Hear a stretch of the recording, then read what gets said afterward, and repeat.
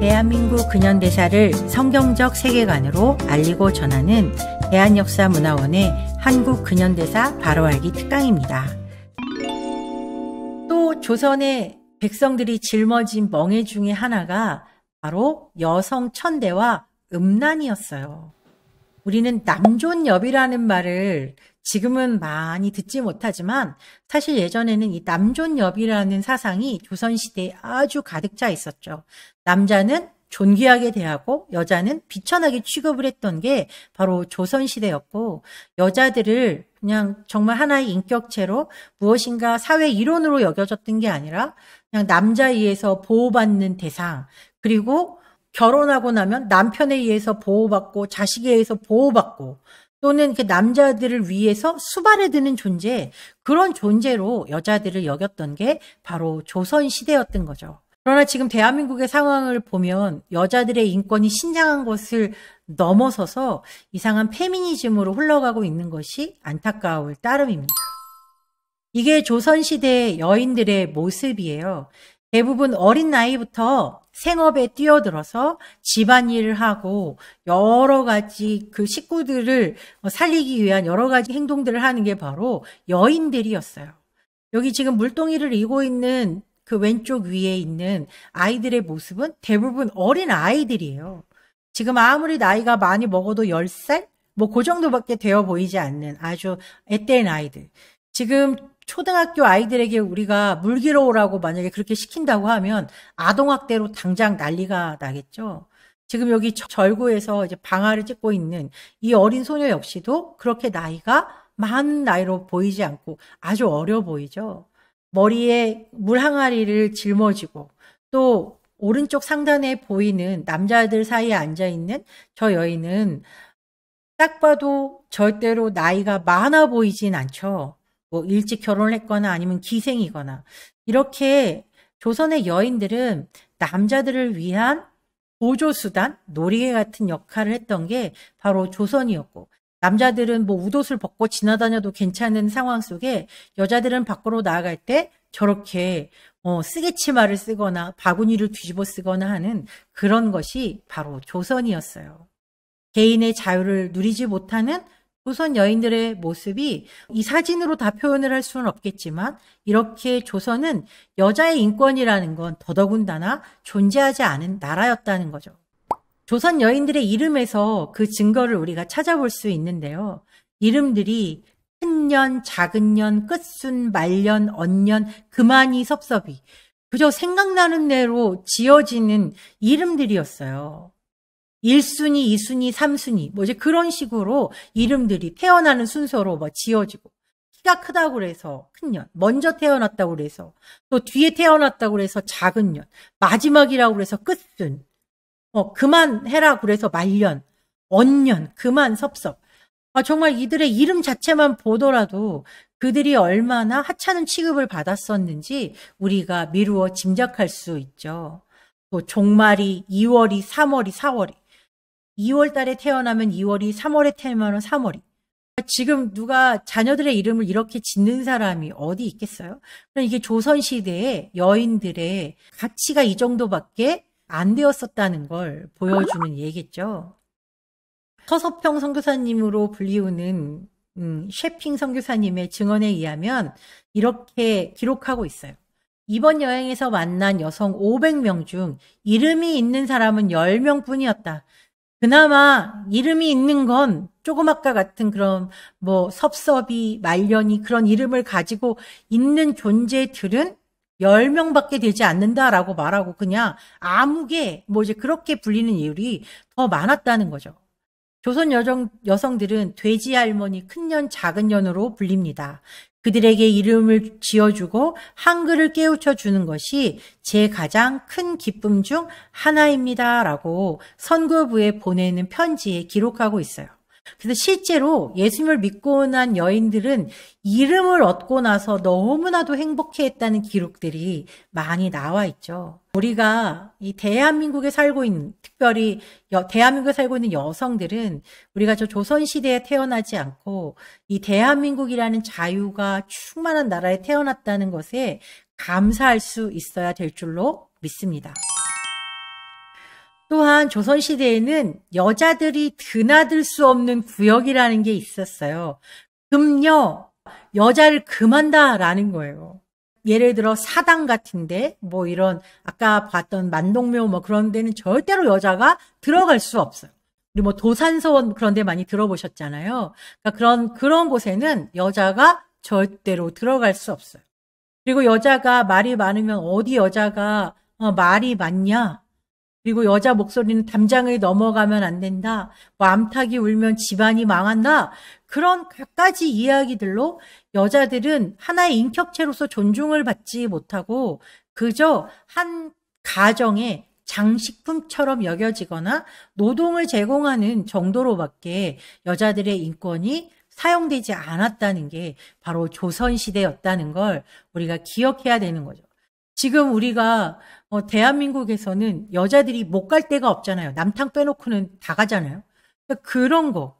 이게 정말로 중요한 우리가 누리고 있는 가치 중에 하나라는 것을 우리가 반드시 알아야 되는 거죠.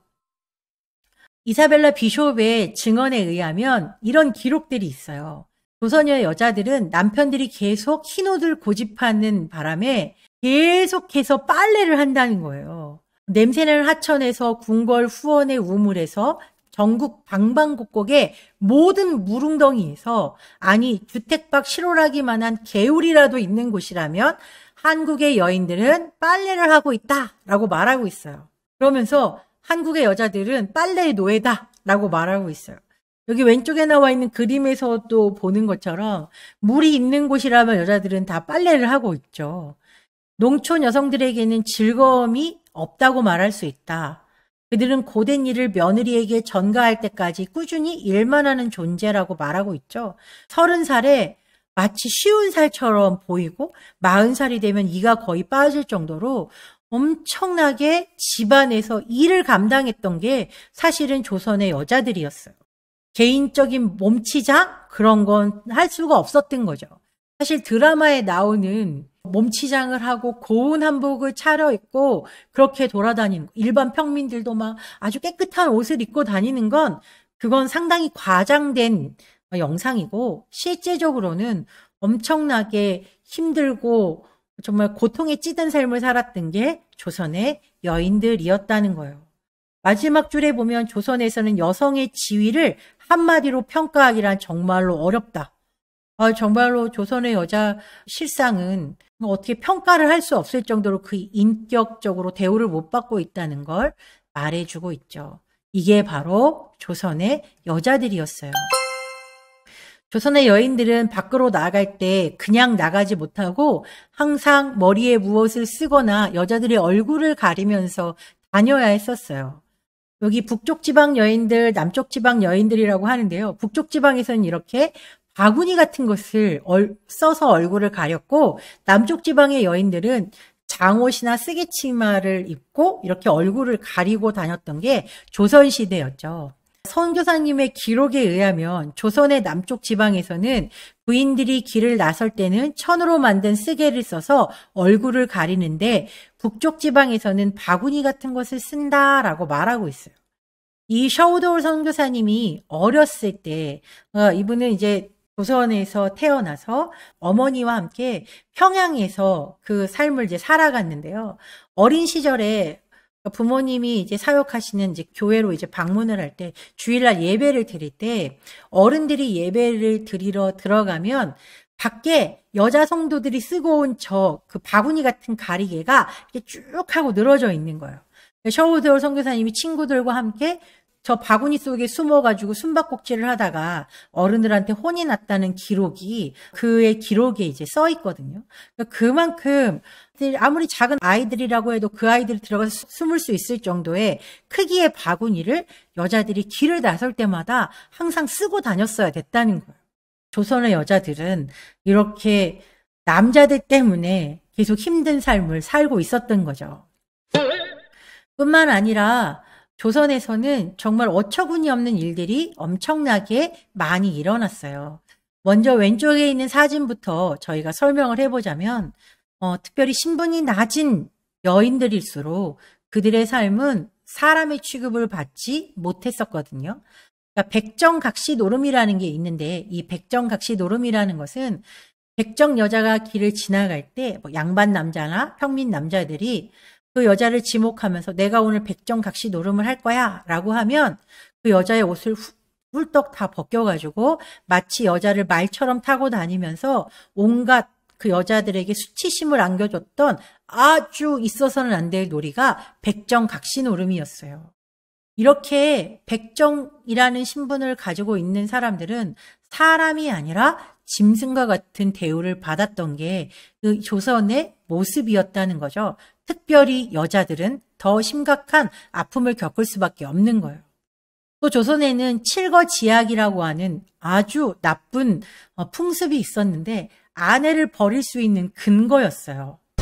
아들을 낳지 못할 경우, 음행을 했을 경우, 시부모를 섬기지 않는 경우, 말이 많은 경우, 도둑질을 하는 경우, 질투를 하는 경우, 나쁜 질병이 있는 경우, 뭐 음행을 했을 때, 시부모님을 섬기지 않았을 때, 뭐 그건 그렇다 칠 수 있지만 아들을 낳지 못하거나 말이 많거나 또 질투를 하거나 나쁜 병이 있다고 하면 더 돌봐주고 부인에게 기회를 줘야 되는 게 맞는데 그렇지 않았던 거죠. 그러니까 조선은 여자들이 살기에는 정말로 끔찍한 세상이었다고밖에 표현을 할 수 없을 것 같습니다. 아펜젤러 선교사님의 증언은 이렇습니다. 조선의 양반들은 아주 비열한 습관을 가지고 있는데 그들은 결혼 후 3일 동안 부인과 살고 그 후에는 더 이상 같이 살지 않는 사람들이 많다는 거예요. 누구랑 사냐? 첩들과 사는 사람이 많다는 거죠. 그러면서도 가여운 본부인에게 정절을 강요하고 만약 부인이 도망가거나 정절을 벌이면 관리에게 끌고 간다. 관리는 그녀들에게 매질을 한 다음 자기 종에게 줘버린다. 양반의 부인들은 평소 혼자서 집 밖으로 외출하는 것조차 불가능하다라고 말하고 있어요. 물론 우리가 음행을 저지르는 것은 아주 있을 수 없는 일이긴 하지만 그러나 남자들은 모든 것을 자기 마음대로 그렇게 하면서 여자들에게만 그 어떤 자유도 허용하지 않았던 게 바로 조선시대였던 거죠. 더군다나 이 시골 마을에서 예전에는 이제 지참금 제도라는 게 있었는데 결혼하려면 남자들이 여자 집에 돈을 주는 거예요. 그러니까 마치 여자들을 돈 주고 사오는 것 같은 그런 느낌도 이제 있는 거죠. 그런 상황에서 가난한 사람들은 사실 돈이 없으니까 결혼을 못하는 노총각들이 많이 늘어나고 또 부인이 죽은 호라비들이 이렇게 생길 수도 있잖아요. 그러니까 돈이 없으니까 뭐 누군가를 데리고 오는 그런 상황들은 꿈을 못 꾸는 상태에서 누군가 그 동네에서 과부들이 생길 때를 기다리는 거예요. 그랬다가 그 여인들을 보쌈해오는 그런 상황들이 있는 거죠. 여자의 의견과는 아무런 상관이 없이 그저 남자들이 여자를 도둑질해가면 그대로 살아야 하는 그런 상황들. 그게 바로 조선 여인들의 가련한 상황들이었어요. 이 사진은 무슬림인 비비 아이샤라고 하는 여인의 사진인데요. 그녀가 아프가니스탄에 살면서 12살에 결혼을 하게 돼요. 18살 때 남편의 학대에 더 이상 견딜 수 없어 도망을 치다가 붙잡혀서 직결 심판을 받고 그의 코가 잘려나간 모습이에요. 지금 봐도 얼마나 참혹한 모습인가요? 이런 일을 보면 우리는 저렇게 미개한 나라가 어떻게 있을 수 있을까? 이런 나라가 이 지구상에 있다는 게 정말 너무나도 안타깝다. 우리는 그렇게 생각하잖아요. 그러나 불과 100년 전 조선에서도 이런 일은 일어나고 있었다는 거예요. 로버트 무스 선교사님의 고백에 의하면 여인들은 남편에 의해 코가 잘리고 발에 화상을 입고 빈사 상태로 구타를 당한 사람들이 많았다라고 이렇게 표현하고 있고 서재필 선생도 이 세상에서 제일 불쌍한 인생 중에 하나가 조선 여자들이었다라고 이제 말을 하고 있죠.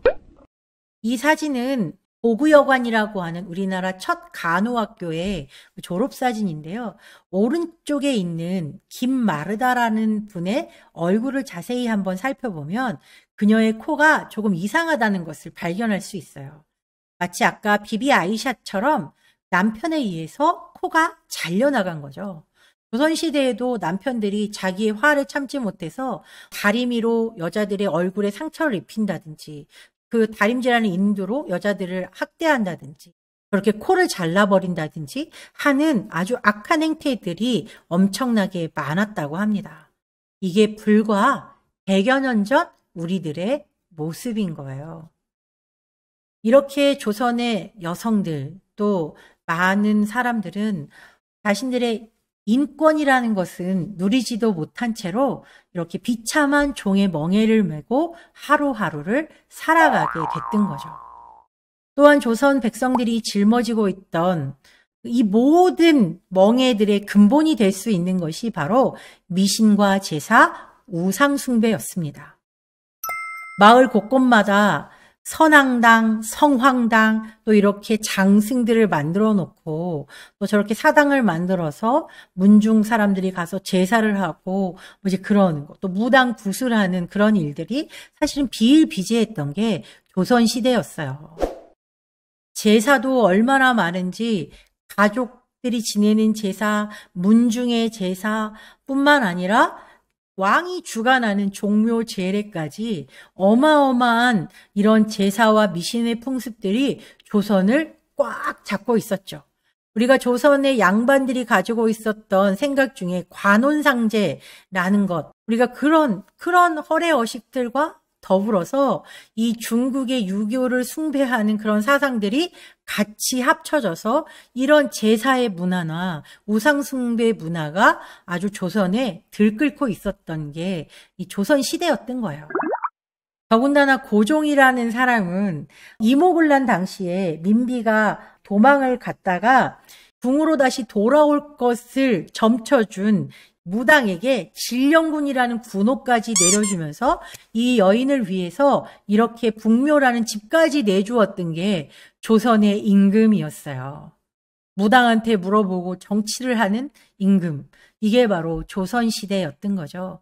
뿐만 아니라 아이가 아프면 의원한테 보여줘야 되는데 메티노블 선교사님의 그 기록에 보면 계속 옆집에서 밤늦게까지 징치고 북치는 소리가 울려 퍼져서 그 이유를 물어봤더니 아이가 병에 걸려서 위독해가지고 병마를 쫓으려고 무당들을 불렀다라고 하는 그런 기록들이 나와 있어요.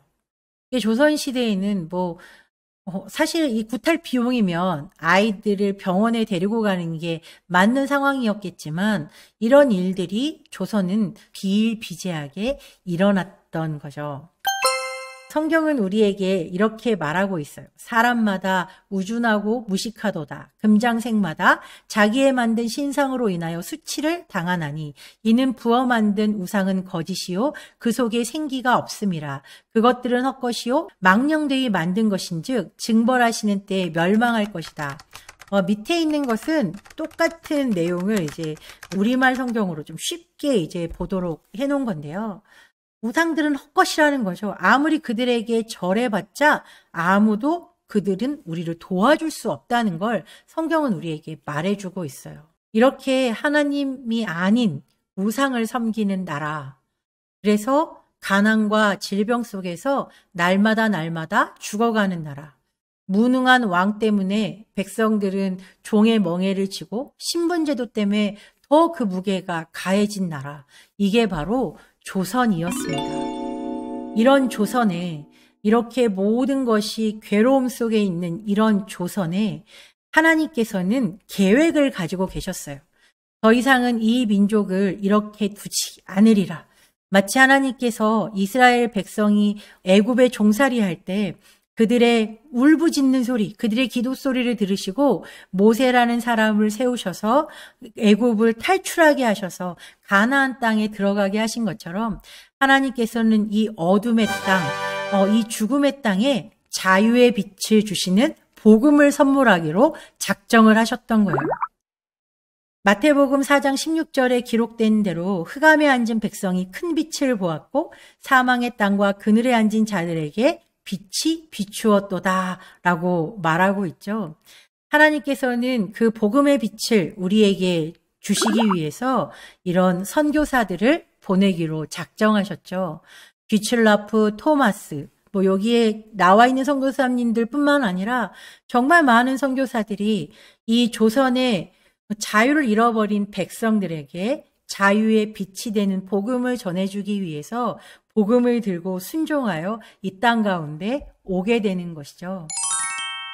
누가복음 4장 18절부터 이제 19절 말씀을 잠깐 읽어보겠습니다. 주의 영이 내게 내리셨다. 이는 하나님께서 내게 기름을 부으셔서 가난한 자들에게 복음을 전파하도록 하기 위해서다. 하나님께서는 포로된 자들에게 자유를, 못 보는 사람들에게 다시 볼 수 있음을, 억눌린 사람들에게 해방을 선포하기 위해 나를 보내셨다.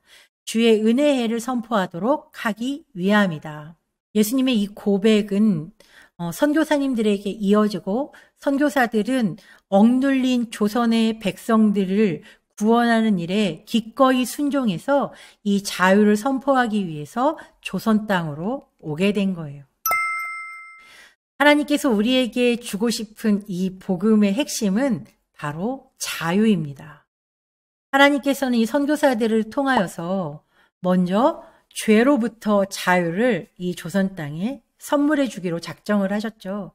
그리고 그들이 가지고 온 여러 가지 병원이나 교육이나 이 기독교 세계관을 바탕으로 한 여러 좋은 장점들을 다 활용해서 우리를 누르고 있었던 질병과 학대와 문맹과 가난으로부터 우리를 자유케 하시려고 저 선교사들을 우리 가운데 보내주시기로 계획하신 거예요. 우리가 다음 시간에는 그 선교사님들을 통해서 이 조선 땅 가운데 어떤 놀라운 자유가 선물되어졌는지 그것을 나누어 보도록 하겠습니다. 오늘 우리가 배웠던 내용을 잠깐 정리해 보도록 하겠습니다. 조선 백성에게 쓰여졌던 종의 멍에에 어떤 멍에들이 있었을까요? 왕정제도, 신분제도, 또 여성천대, 우상숭배, 또 가난과 질병, 이런 많은 종의 멍에가 조선 백성에게 씌워져 있었죠. 그런데 놀랍게도 그로부터 100여 년이라는 시간이 지난 지금 우리는 놀라운 특권을 누리고 살고 있죠.